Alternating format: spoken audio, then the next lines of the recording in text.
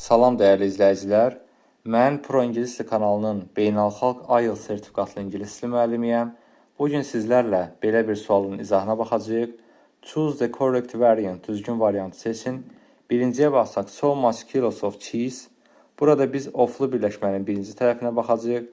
Çünki quantifier'ın təyin etdiyi isim birinci tərəfdə işlənmişdir. Kilos burada sayıla bilən cəmsindir. Lakin much quantifier özündən sonra həmişə sayıla bilməyən isim tələb edir. Deməli, bir düzgün deyil. İkinciyə baxsaq, so many pieces of cheese. Pieces sayıla bilən cəmsimdir və many quantifier özündən sonra həmişə cəmsim tələb edir. So zərfi isə many quantifier ilə işlənə bilər. Deməli, iki düzgündür. Üçüncüyə baxsaq, a few pieces of cheese. Piece burada sayıla bilən tək isimdir. A few quantifier isə özündən sonra həmişə sayıla bilən cəmsim tələb edir. Deməli, üç düzgün deyil. Dördüncüyə baxsaq, a few kilos of cheese. Kilos cəmsimdir. A few özündən sonra sayıla bilən cəmsim tələb edir. 4 düzgündür. Beşinciyə baxsaq, a little piece of cheese.